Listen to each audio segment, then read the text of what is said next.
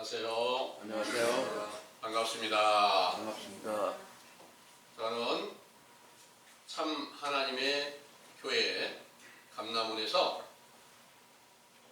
먹고 마시는 것과 의와 평강과 희락을 이루는 하나님의 나라를 간절히 사모하고 찾는 김기호라고 하는 사람입니다. 오늘 여러분들에게 전해드리고자 하는 그 말씀의 주제는 먹고 마시는 것과 의와 평강과 희락에 대한 주제를 삼았습니다.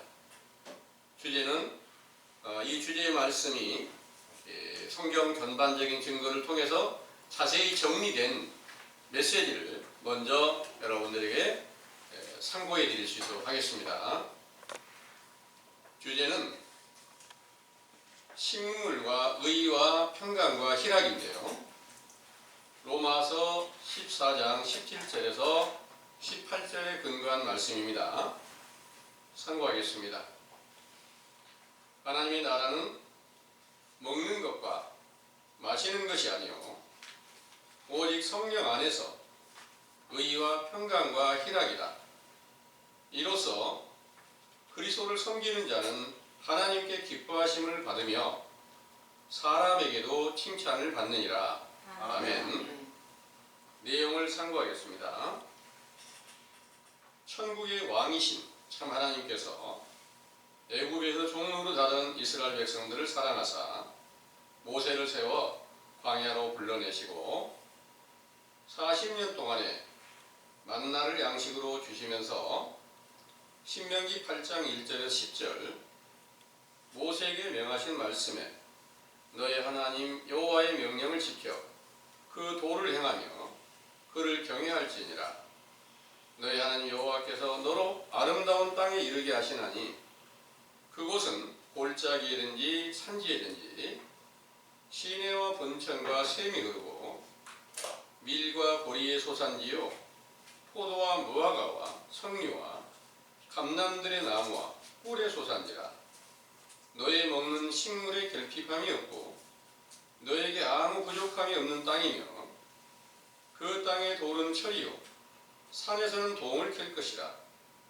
네가 먹어서 배불리고 너의 하나님 여호와께서 옥토로 너에게 주셨음을 인하여 그를 찬송할지니라. 하시고 또 시편 145편 15절에서 16절 시편에 중생의 눈이 주를 앙망하오니 주는 때를 따라 저희에게 식물을 주신다 하시고 또 이사야 58장 6절에서 7절 나의 기뻐하는 금식은 흉악의 결박을 풀어주며 멍에의 줄을 끌어주며 압제당하는 자를 자유케 하며 모든 멍에를 꺾는 것이 아니겠느냐.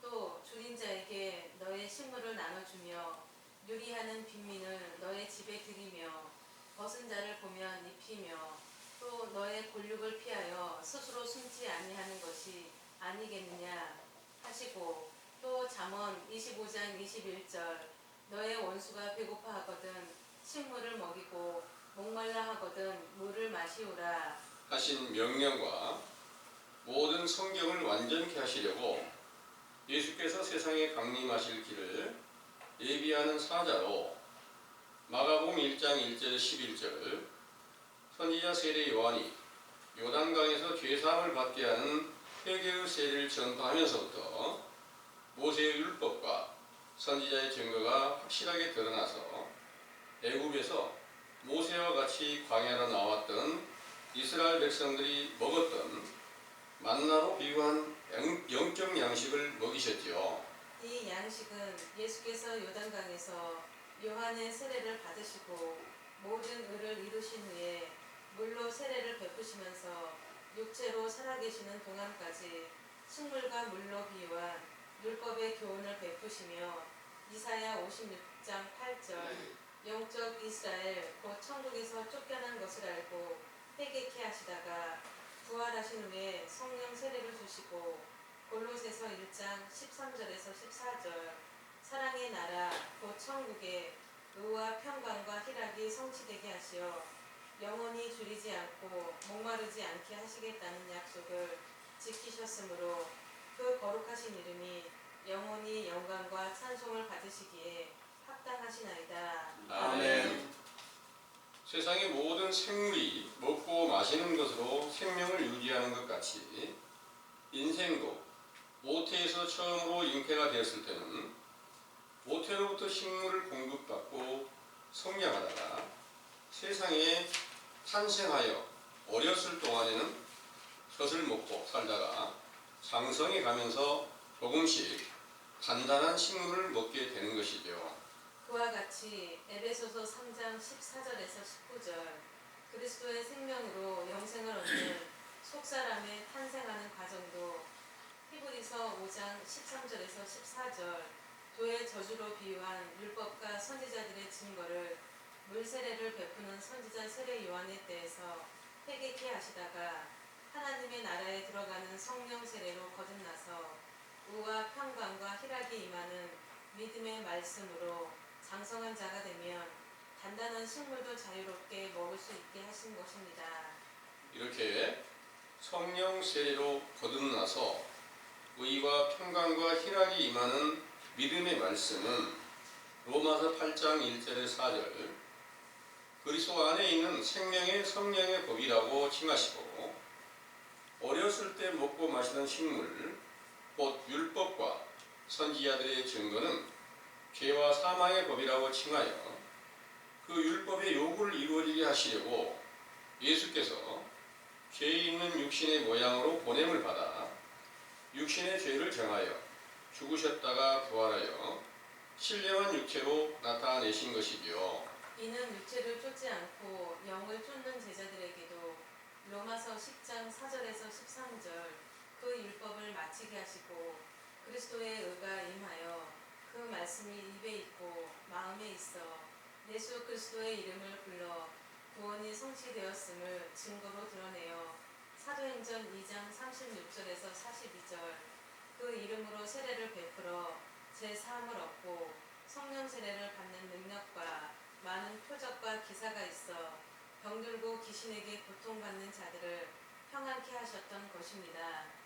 상기와 같은 권능은 평강의 왕이신 예수 그리스도께서 멜기세덱의 반차를 쫓는 제사장으로 나타나 계시므로 의와 평강과 희락으로 영원히 줄이지 않고 목마르지 않는 영생하는 빵을 먹고 새하늘과 새 땅과 새 예루살렘 성전 안에 들어가서 새 언약과 새 계명과 새 생명과 새 노래와 새 포도주로 풍성하게 하셨으며 지혜와 계시의 정신을 받아 복음을 전파하며 예언하셨던 것이죠. 그 예언 중에 요한계시록 6장 3절에서 17절 어린 양이 7인을 떼시는 때에 땅에서 화평 곧 우와 평강과 희락을 제하고 기근과 흉년과 사망의 날이 임하여 큰 지진이 나며 해가 총감같이 검어지고 달이 피같이 되며 하늘의 별들이 무화과 나무의 선 가실이 대풍에 떨어지는 것 같이 땅에 떨어지며 하늘이 종이축이 말리는 것 같이 떠나가는 진노의 큰 날이 이르게 된다고 말씀하셨습니다. 이 예언은 또 데살로니가 후서 2장 1절에서 12절 배도하는 일이 있고 불법의 사람 멸망의 아들이 나타나 대적하게 되고 사단의 역사를 따라 모든 능력과 표적과 거짓 기적과 불의의 모든 속임으로 멸망하는 자들에게 임하여 거짓말을 믿게 하여 불의를 좋아하는 모든 자로 심판을 받게 하신다는 것과 베드로후서 2장 1절에 3절 거짓 선지자들이 나타나 멸망케 할 이단을 끌어들여 자기들 사신 주를 부인하고 진리의 도를 해방하며 탐심으로 지은 말로 이익을 삼게 되리라 하셨죠.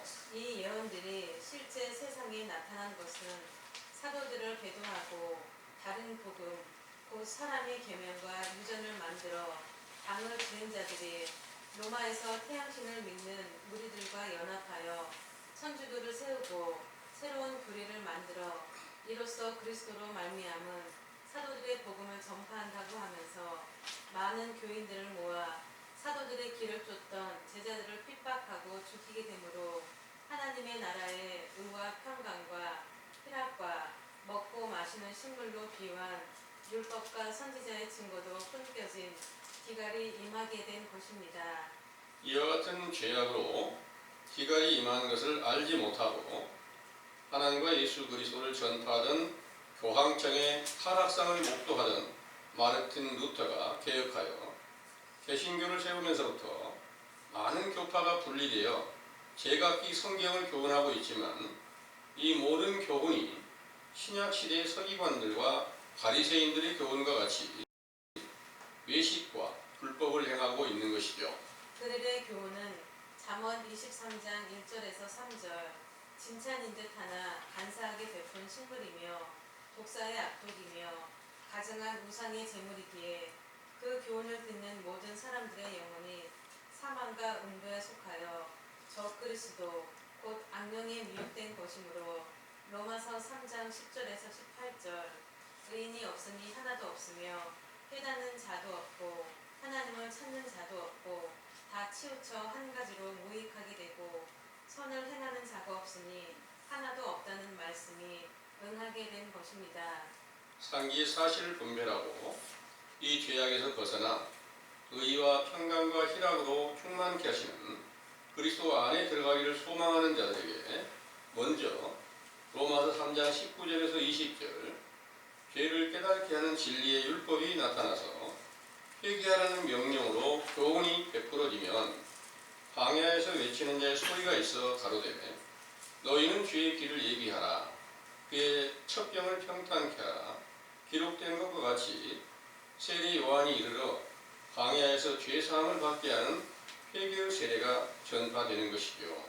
이때부터 갈라디아서 3장 19절에서 27절 살게 하는 율법이 모든 성경으로 죄를 깨닫게 하는 몽학 선생이 되어 만나로 비유한 첫 언약의 말씀과 옛 계명과 처음 하늘과 땅에 속한 창세기 3장 17절에서 19절 첫 사람 아담에게 양식으로 주신 채소를 먹는 로마서 14장 1절에서 3절 연약한 믿음 안에서 사망과 음부에 속한 사실을 시인하고 영생을 얻기 위한 소망을 품고 회개하는 것입니다.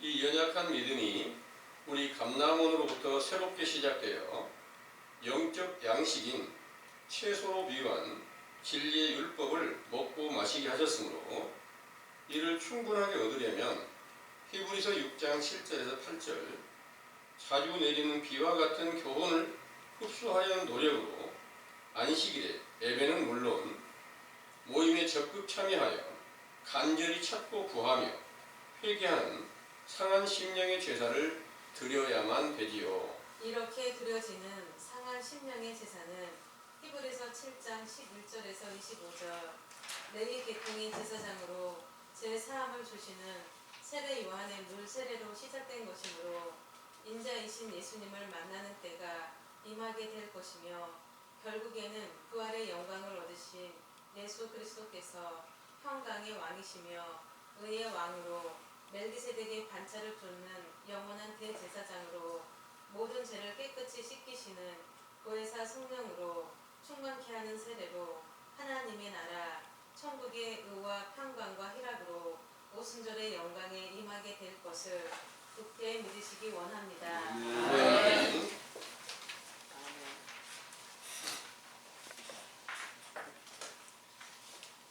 잘 들으셨죠?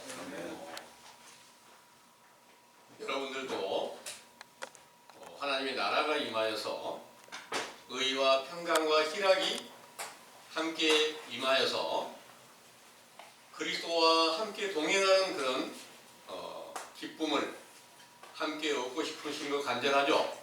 네. 오늘날 온 세계가 모든 교인들이 예수 그리스도를 영접했다 이렇게 알고 있습니다. 예수 그리스도가 바로 하나님의 나라고 천국인 것을 성경의 정확한 증거로 알려주고 계십니다. 예수 그리스도가 자기가 자기 안에 계시고 그분을 영접했다 이렇게 말하고 있으면서 성경을 다시 찾고 구하면서 성경 공부를 시작하게 됩니다. 그런데 이 본문에서 말씀은 먹고 마시는 것은 어떤 것이며 하나님의 나라에서 의와 평강과 희락은 무엇인가? 이 말씀은 바로 제자들이 사도들에게 있어서 예수님이 육체로 계실 때까지는 세례 요한의 때부터 예수님이 육체로 살아계실 때까지는 먹고 마시는 것으로 비유한 진리의 율법으로 죄를 깨닫고 자복하고 회개케 하셨던 것이고요. 이게 영적 양식입니다. 그리고 예수님이 부활하신 후에 성령 세례를 주었을 때는 하나님의 나라가 임하니까 그 나라 안에서 의와 평강과 희락으로 완전케 하셨다. 이렇게 말씀하세요. 그러면 이 말씀이 오늘날 이 세상의 외식적 교훈을 베풀고 있는 모든 사람들의 교훈과 성경 안에 있는 교훈과 어떻게 다른 것인지를 우리가 바르게 깨달아야만 오늘날도 확실하게 하나님의 나라에서 베푸는 의와 평강과 희락의 교훈을 우리가 함께 찾아갈 수 있게 된다는 것을 믿으시기 바랍니다. 우리가 성경의 율법을 하나하나 공부하고 지금 찾아가면서 이렇게 성경 안에 여러 장을 통해서 지금 이 세상에 교인들이 다 그리스도를 영접했다고 말하는데 성경을 하나하나 찾아서 이것을 옳고 그른 정의를 자세히 찾아서 서로 다 같이 내가 찾은 게 가장 진실이야 이렇게 말하고 있는데 그 안에 그리스도가 있다고 말하는 거예요. 그리스도가 계시면 어느 곳에서 전하는 말씀이나 똑같이 하나가 돼야지 맞는 겁니다. 그리스도가 함께 계셨던 사도들은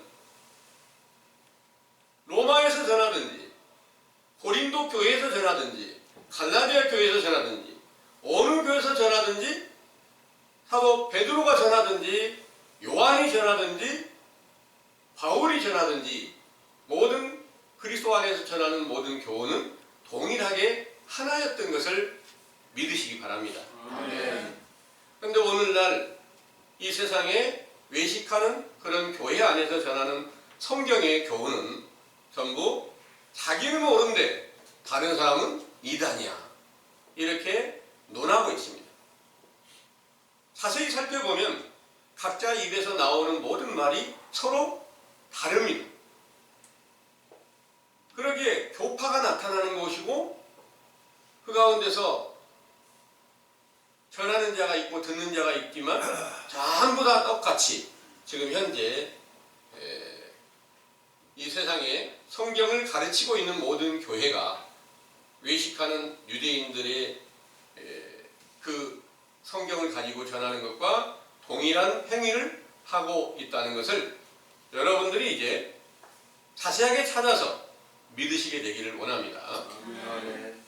그러면 그 나라, 하나님의 나라에서 의와 평강과 희락으로 주어진 이 교훈이 언제 끊어졌을까 세상에? 이게 이제 가장 큰 핵심이라고 볼 수가 있습니다. 하나님의 나라는 항상 세상에 이렇게 다 열려있고 그 길을 갈 수 있는 모든 증거가 정확하게 나타나 있고 그리스도가 항상 영원히 계시는 게 아니고 세상 땅에서 그 나라가 세워질 때가 있는가 하면 무너질 때가 있게 되는 것인데 이런 비유는 어떤 것과 같냐면 하나님께서 택하신 이스라엘 나라가 하나님의 법을 지키면 하나님께서 복을 주어가지고 그들에게 모든 약속하신 것이 그대로 이루어지게 하셨다가 그들이 하나님의 명령을 거역하고 하나님의 모든 율법을 거역하는 행위를 하면 그들에게는 하나님의 역사가 함께하지 않고 오히려 마귀가 그들의 주인이 되게 해가지고 모든 저주가 항상 그 가운데 함께해서 그 영혼이 다 멸망한 상태에 이르게 하셨던 것이 구약시대 여러 세대에 증거를 하고 있습니다. 신약시대에 와서 외식하고 불법을 행하던 그 유대인들은 성경을 가지고 하나님의 율법을 전하고 계명을 지킨다고 말은 했으나 그들이 행하는 모든 행위는 선지자 세례 요한이 와서 너희가 회개하라 이 명령을 하면서 너희는 독사의 자식이다 이렇게 명령하셨고요. 또 예수님께서 세례 요한의 세례를 받으시고 회당에서 복음을 전파하시면서 외식하는 모든 무리들에게 너희는 뱀들이요 독사다 마귀의 자식이다 이렇게 말씀하셨으니까 그때 당시에는 유대를 비롯한 모든 세계가 참 하나님과 예수 그리스도의 나라가 세워져 있는 게 아니라 다 마귀가 주인 노릇하는 그런 세대가 되었다 이런 내용입니다. 그 세대에 세례 요한으로부터 시작해서 예수님께서 오셔서 모든 율법을 완성하시는 그 과정까지가 신약시대에 예수님이 육체로 계시는 기간 동안 마태복음부터 요한복음까지 그 기간 동안에 어떻게 율법을 완성하셨고 십자가에 죽으시고 어떻게 부활하셨는가 이 증거를 하셨고 사도행전에서 성령 충만함을 주신 오순절부터는 그 나라가 완전하게 세워지게 되니까 그때부터는 의와 평강과 희락이라고 하는 예수 그리스도가 그 안에서 살아서 나타나 계시니까 성경이 이미 성경 전체를 완성하신 그리스도가 나타나 계시니까 그분이 주신 모든 말씀을 전하면 됐고 성경을 찾아야 될 이유는 처음으로 온 사람들에게 성경이 완성된 것이 바로 그리스도께서 완성하신 것입니다. 이 사실을 알려주기 위해서 성경을 필요로 했던 겁니다. 그래서 물로 세례주는 교훈에까지는 성경이 정확한 증거를 통해서 죄가 뭔지를 깨닫게해주는 율법이었고 이것을 가리켜서 먹고 마시는 것이라고 이렇게 표현했습니다. 이 먹고 마시는 것에 대한 증거를 비유로 가르쳐 주실 때 예수님께서 육체로 계실 때 보리빵을 먹이시면서 이게 바로 너희들에게 하늘에서 내려주는 표적인데 이 표적을 보고 나를 쫓는 자들은 내가 영원히 줄이지 않는 영생하는 빵을 먹이겠다 이렇게 약속을 하신 겁니다. 이 일이 바로 예수님이 육체로 계실 때까지는 주시는 모든 말씀들이 보리빵으로 비유한 만나와 같은 양식이다 이렇게 비유로 가르치신 말씀이세요. 이 말씀은 이제 요한복음 6장을 한번 찾아보겠습니다.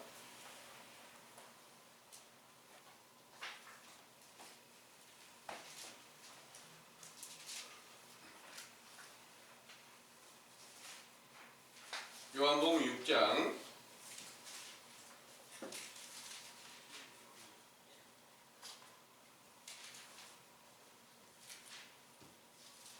30절에서부터요.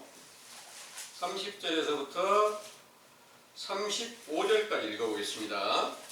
저희가 묻되 그러면 우리로 보고 당신을 믿게 행하시는 표적이 무엇이니까 하시는 일이 무엇이니까 기록된 바 하늘에서 저희에게 빵을 주어 먹게 하였다 함과 같이 우리 조상들은 광야에서 만나를 먹었나이다.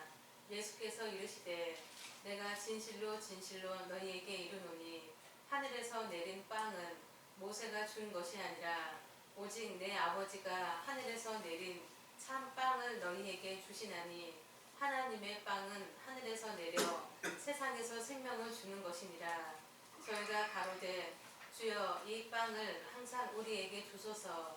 예수께서 가라사대 내가 곧 생명의 빵이니 내게 오는 자는 결코 줄이지 아니할 터이요 나를 믿는 자는 영원히 목마르지 아니하리라. 아멘. 줄이지 않고 목마르지 않는 영생하는 빵을 먹고 싶고 저도 그렇습니다.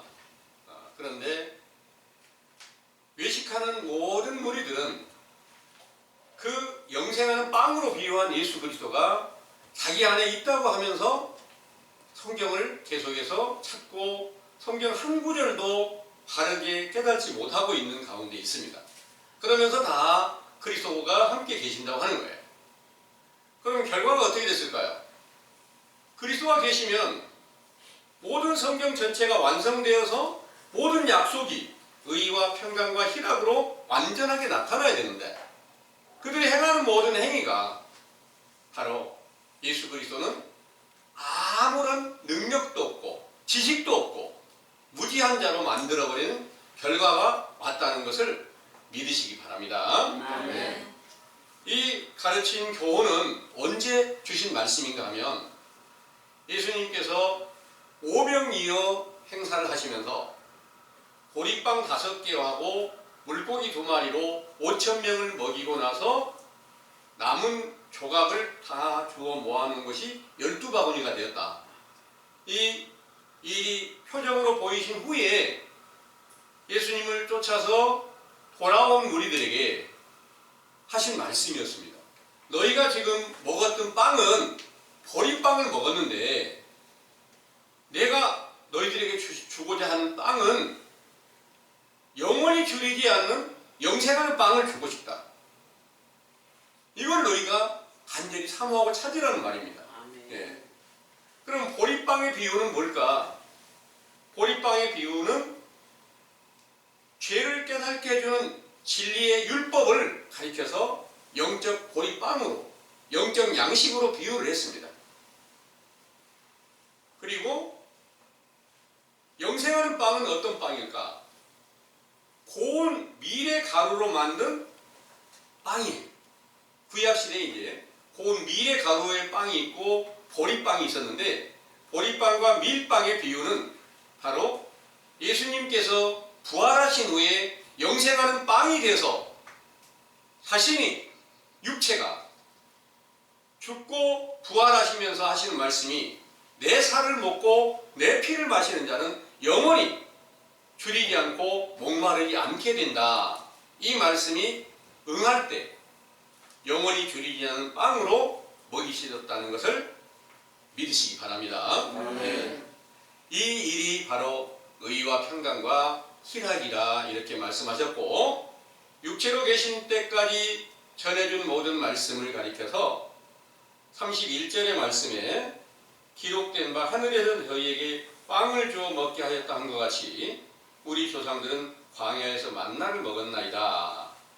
32절에 예수께서 이르시되 내가 진실로 진실로 너에게 이르노니 하늘에서 내린 빵은 모세가 준 것이 아니라 오직 내 아버지가 하늘에서 내린 참빵을 너에게 주시나니 하나님의 빵은 하늘에서 내려 세상에게 생명을 주는 것이니라 그랬습니다.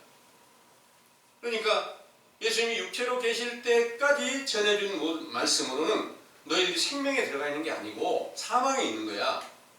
너희들은 전부 다 죄에 속해서 마귀의 자식이 된 거야. 아직 하나님의 자녀가 아니야.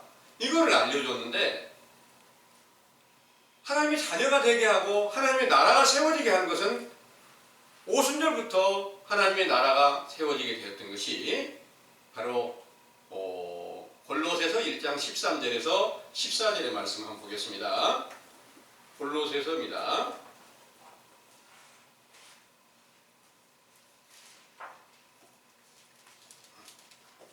그가 우리를 흑암의 권세에서 건져내사 그의 사랑의 아들의 나라로 옮기셨으니 그 아들 안에서 우리가 구속 곧 제사함을 얻었도다. 아멘. 13절에 그가 우리를 흑암의 권세에서 건져내사 그런데 이 흑암의 권세가 언제까지였을까? 예수님 육체로 계실 때까지는 완전한 참 빛이 아닙니다. 그러다 보니까 그때까지도 흑암의 권세 안에 갇혀 있었다. 이렇게 말씀을 하신 겁니다. 예수님이 바로 죽으시기 바로 전에 사도 베드로에게 사단아 물러가라 하신 말씀을 하신 거예요.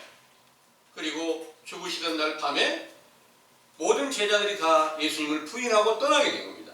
예수님 부인했으니까 흑암의 권세 아래 갇혀 있었다는 증거로 보여주신 겁니다. 그러나 이제 예수님 부활하신 후에 오순절에 성령 충만함을 주셨을 때부터는 사랑의 아들의 나라로 옮겨졌다. 이 나라가 사랑의 아들의 나라가 본문 로마서 14장 17절에서 말씀하신 대로 그 나라가 임하니까 의와 평강과 희락이 임하게 된다. 이렇게 말씀하셨고 이게 바로 성령의 열매였다는 것입니다. 성령의 열매에 대한 것은 갈라디아서 5장 22절에서 23절을 한번 읽어보겠습니다. 갈라디아서입니다.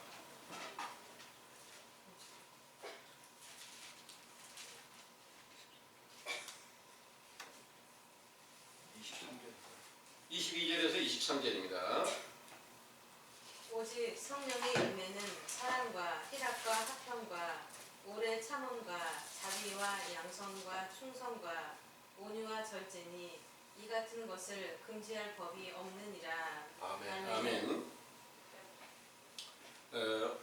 이 오직 성령의 열매는 사랑과 희락과 화평과 오래 참음과 자비와 양선과 충성과 온유와 절제니 이 같은 것을 금지할 법이 없다. 이렇게 말씀하신 내용이 오순절부터 사도들에게 이 사랑이 임하였고 또 희락이 임하였고 또 화평이 임하였다. 이렇게 증거되어 있습니다. 이 일이 바로 약속하신 것이 그 나라가 세워졌다는 확실한 증거인데 그 나라가 어떤 나라일까?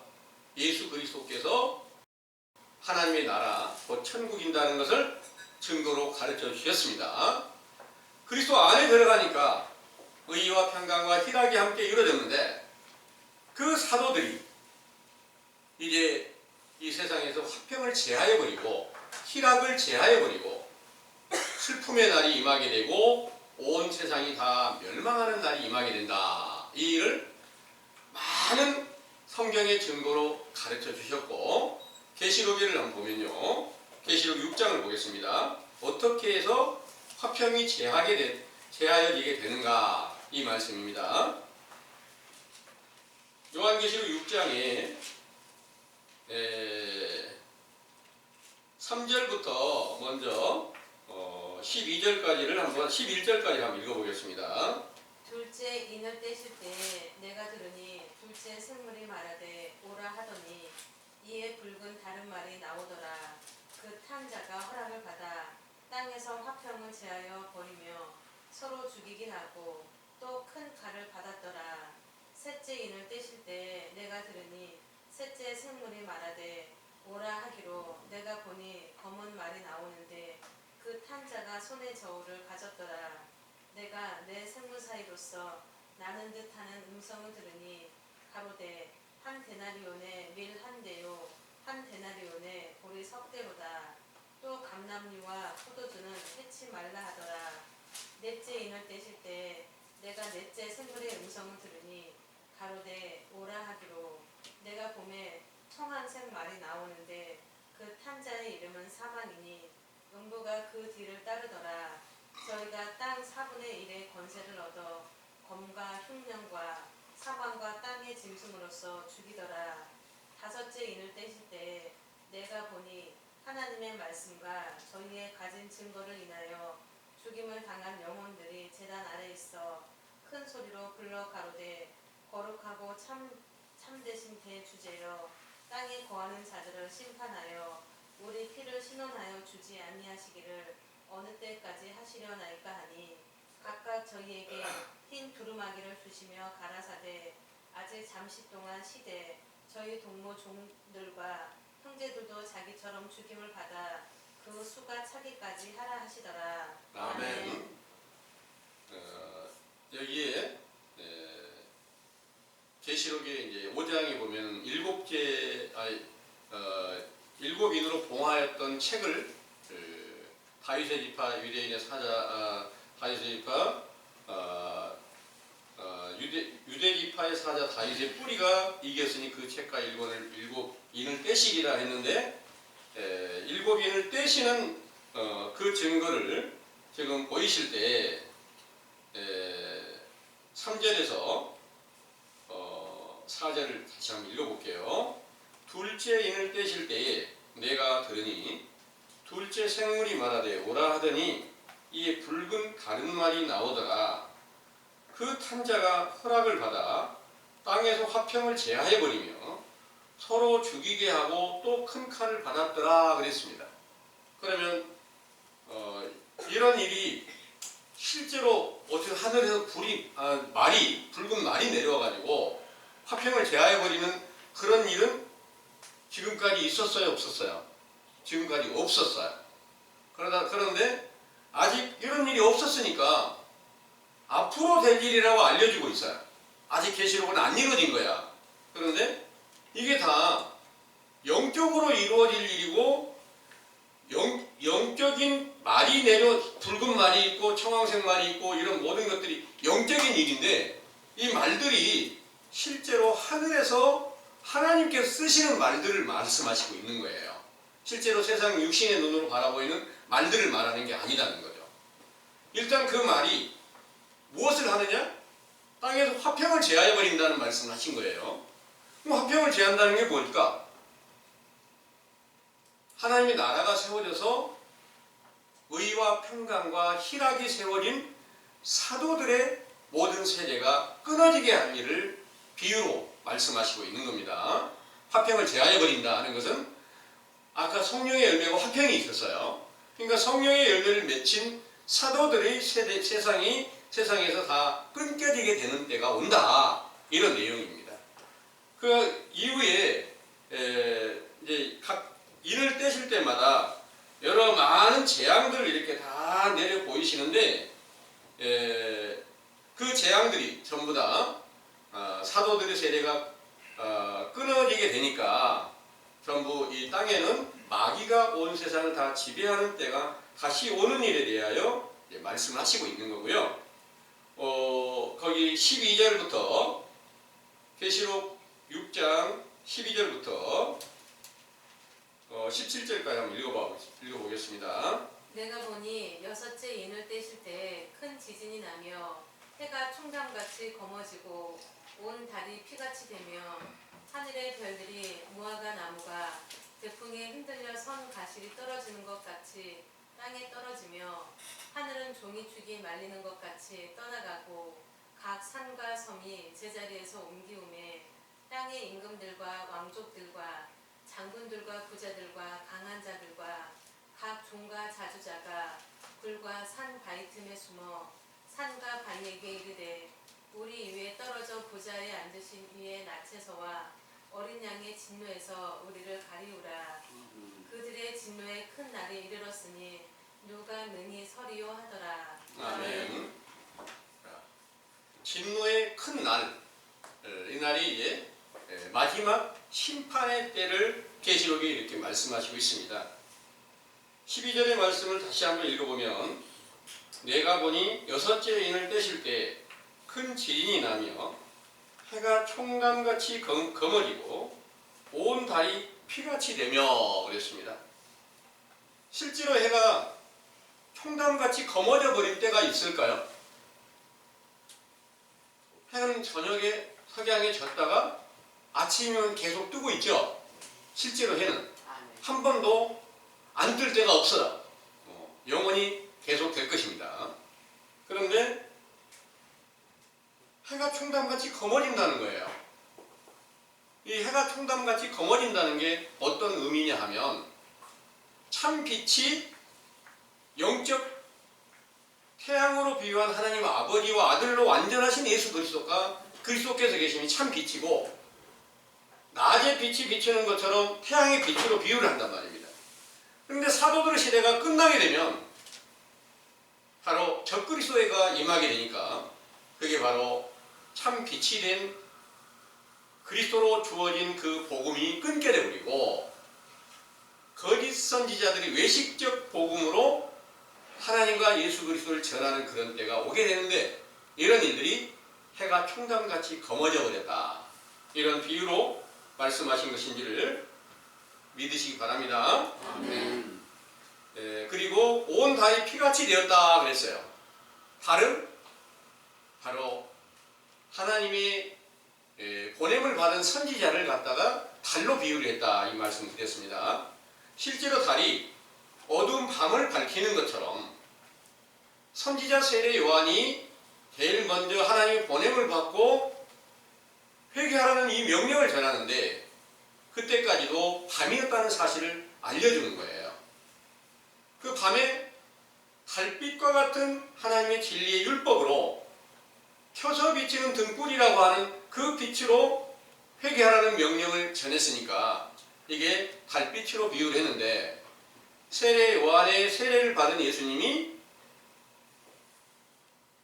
모세의 율법과 모든 선지자들의 증거가 그 안에 함께 임하였고 또 그 예수님께서 부활하심으로 모든 것이 완성이 됐으니까 그 안에서 모든 율법이 다 완성되고 선지자가 완성되었다는 그런 말입니다.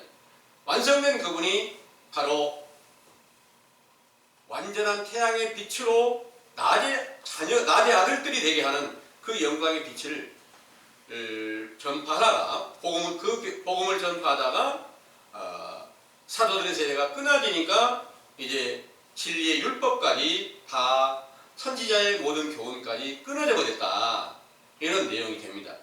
그래서 이 일이 이루어지는 때가 하늘이 또 13절에 보면 하늘이 별들이 무화과나무와 대풍이 흔들려 선과실이 떨어지는 것 같이 떨어짐에 그렇습니다. 그럼 하늘의 별이 뭘까? 영적 하늘의 별은 사도들이 하늘의 별로 비유를 했습니다. 하나님의 의의 말씀을 전하는 사도들을 전부 다 하늘의 별로 비유를 해서 그들이 무화과나무 선과실이 대풍에 흔들려 떨어지는 것까지 다 떨어지게 된다 그러는데 이 대풍이 뭐냐? 바로 모든 악령들을 가리켜서 대풍으로 이렇게 비유를 했습니다. 그 악의 영들을 이제 하나님의 의의 천사들을 이제 바람으로 비유를 했는데 그 바람이 오순절날 바람 같은 소리가 임하였을 때는 의의 천사들이 사도들에게 나타난 것이고 여기서 말하는 대풍은 모든 악의 영들이 거짓 선지자들 안에서 역사하게 될 때 이게 대풍으로 비유를 했다 그 말입니다.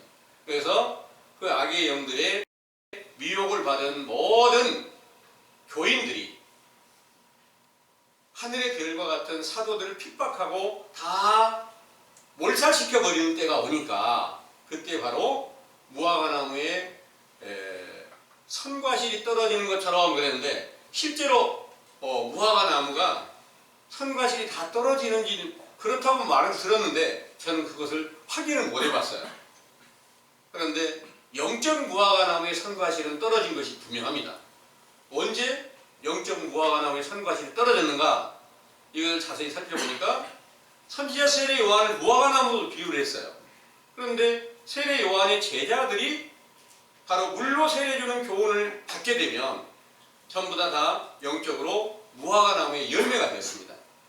그런데 그 무화과나무의 열매가 예수님의 제자로 이렇게 다 함께 돌아갔는데 그 무화과나무가 세례 요한이 예수님 안에 있는 거예요. 육체는 죽었지만. 그러니까 전부 다 예수님이 육체로 살아계실 때까지는 무화과나무의 열매가 됐어요. 그런데 선과실이 다 떨어질 때가 언제냐? 예수님이 십자가에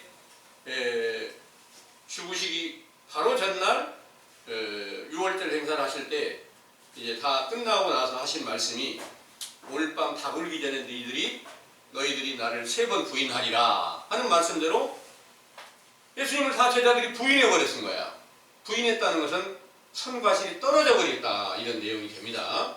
그런데 스가랴 선지자의 예언대로 작은 무리에게 그 아버지의 손이 다시 임하게 된다. 이 말씀이 응해서 부활하신 후에 그들을 다시 불러서 생명의 기운을 넣어준 성령을 받으라 이렇게 말씀하실 때 다시 이제 무화과나무의 그 좋은 열매로 또 감람나무의 열매로 함께 다시 돌아오게 되었다는 것을 증거하고 있는 것입니다. 근데 사도들 시대의 역사가 다 끝나는 그런 때가 되니까 무화과나무 선과실이 떨어지는 것처럼 다 떨어져 버리고 말았다. 그렇게 될 때 진노의 큰 날이다. 그 진노의 큰 날이 사람들이 볼 때는 지구상에 막 지진이 나고 전쟁이 나고 이런 것을 생각하는데 영적 전쟁, 바로 사도들의 그 교회가 이 세상에서 끊어지는 그런 때에 대한 비유라는 것을 여러 차례 여러분들에게 반복해서 전해드리고 있습니다. 아멘. 이 일이 응하게 된 것은 사도 바울의 증거를 보겠습니다. 데살로니가 후서 2장의 말씀을 보겠습니다. 데살로니가 후서요.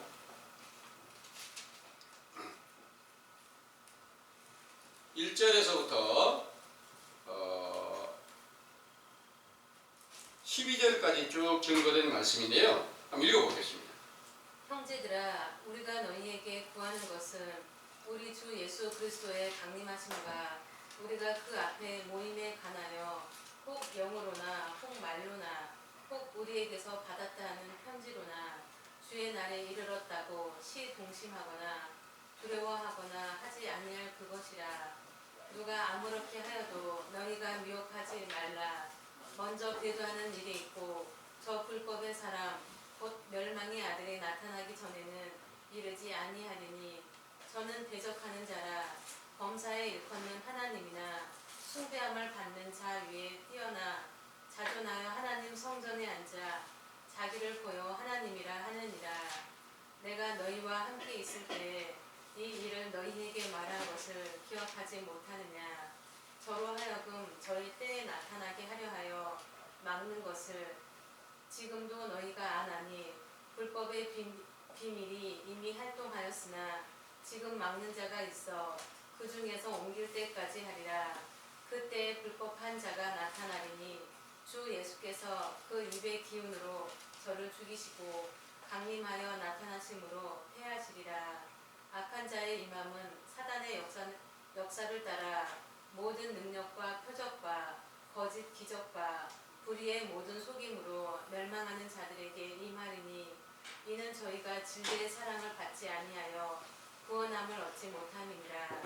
이러므로 하나님이 유혹을 저희 가운데 역사하게 하사 거짓 것을 믿게 하심은 진리를 믿지 않고 불의를 좋아하는 모든 자로 심판을 받게 하려 하심이니라. 아멘. 아멘.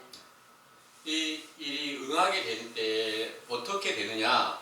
그러니까 하늘이 총담같이 검어지고 달이 핏빛같이 되고 하늘의 별들이 다 떨어져 버리는 그런 때의 영광이, 그런 때 일이 바로 이제 데살로니가 후서 2장 3절의 말씀을 보니까 누가 아무렇게 하여도 너희가 미혹하지 말라.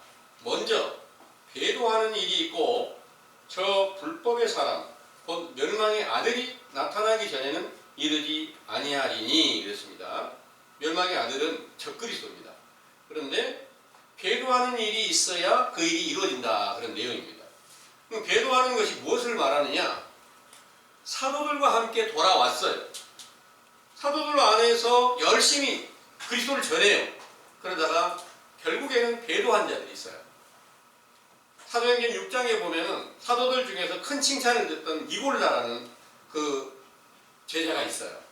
그런데 계시록의 2장에서 3장에 7교회에 이렇게 쓴 편지를 보면 거기에 니골라 당을 주의하라 이런 말씀이 계속 나오잖아요. 니골라가 사도들을 배도하고 나와서 다른 복음을 만들어 가지고 당을 지었다, 그런 말입니다. 그런 무리들이 나와서 당을 지어 가지고 다른 복음을 만들어 가지고 거짓 선지자의 외식적 교훈을 만들 때 그 안에 역사하는 영이 적그리스도라, 그런 말입니다. 멸망의 아들이란 말입니다.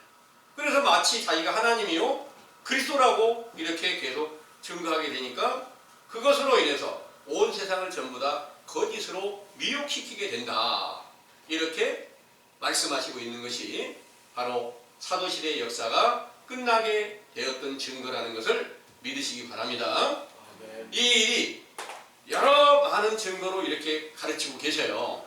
그래서 이제 이렇게 가르친 모든 증거들이 오늘날 여러분들이 이 세상 교회를 보면 과연 그들에게 진리의 영이신 그리스도가 계시는가, 이걸 이제 확인해 보면 계시는 증거가 없다는 말이에요.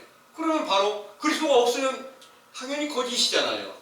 그런데 어느 누가 나는 거짓 선지자라고 말하는 사람은 한 사람도 없거든요.